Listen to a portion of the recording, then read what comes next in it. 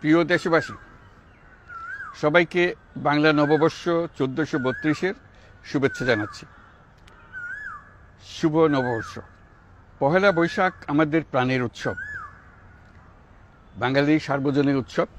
পুরো পৃথিবীতে যেখানে যেখানে বাঙালিরা আছেন, আজ আমাদের সবার আনন্দের দিন, বর্ষবরণের দিন। বাংলা সাল গণনা শুরু হয়েছিল কৃষিকাজের সুবিধার জন্য, ফসলি সন হিসেবে। এখনও এদেশের কৃষকরা বাংলা তারিখের হিসেবেই বীজ বোনেন, ফসল তোলেন।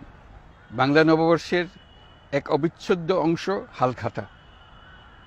এখনকার আধুনিক সময়েও এখনও এই হালখাতার ঐতিহ্যকে ধরে রেখেছেন বাংলাদেশের হাটে বাজারে, শহরে বন্দরে। নববর্ষের বৈশাখী মেলায় বাংলাদেশের জেলায় জেলায় উদ্যোক্তারা সারা দেশে ঐতিহ্যবাহী শীতল পাটি, মাটির হাঁড়ি পাতিল, খেলনা, হাত পাখা ইত্যাদি তৈরি করে নিজেদের সৃজনশীলতাকে তুলে ধরেন এই দিনকে উপলক্ষ করে। বাংলাদেশের সংস্কৃতি ও ঐতিহ্য রক্ষায় এবং একে এগিয়ে নিয়ে যেতে আমাদের সবাইকে সক্রিয় ভূমিকা রাখার জন্য অনুরোধ জানাচ্ছি। আমাদের এইসব ঐতিহ্য যেন আমাদের নিজেদের মধ্যে সীমাবদ্ধ না থাকে। আমাদের সংস্কৃতি যেন আমরা ছড়িয়ে দিতে পারি বিশ্বের দরবারে।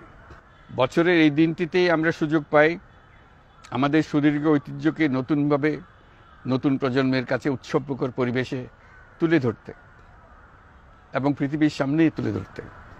পাহাড় ও সমতলের বিভিন্ন জাতিগোষ্ঠীও চৈত্র সংক্রান্তি ও নববর্ষে এবার বড় পরিসরে উৎসব উদযাপন করছে।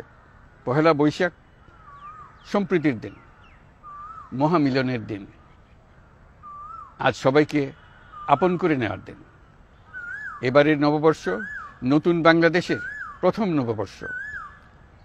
আসুন আমরা বিগত বছরগুলোর গ্লানি, দুঃখ, বেদনা, অসুন্দর ও অশুভকে ভুলে গিয়ে নতুন প্রত্যয়ে, নতুন উদ্যমে সামনের দিকে এগিয়ে চলি।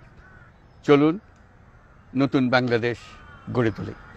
24-এর গণ অভ্যুত্থান আমাদের সামনে বৈষম্যহীন বাংলাদেশ গড়ে তোলার সুযোগ এনে দিয়েছে। এই সুযোগ যেন আমরা না হারাই। বৈষম্যহীন বাংলাদেশ গড়াই হোক এবছর নববর্ষের আমাদের অঙ্গীকার। আমি নববর্ষের সকল আয়োজন ও উদ্যোগের সাফল্য কামনা করছি। নববর্ষ 1432 আমাদের সবার জন্য শুভদিনের সূচনা করুক। নববর্ষ আমাদের সকলের জন্য নতুন ও গভীর আনন্দের উন্মোচন করুক, এই কামনা করছি। সবাইকে আবারও আমার নববর্ষের শুভেচ্ছা ও সালাম জানাচ্ছি। আসসালামু আলাইকুম। মহান আল্লাহ আমাদের সহায় হন। আল্লাহ হাফিজ।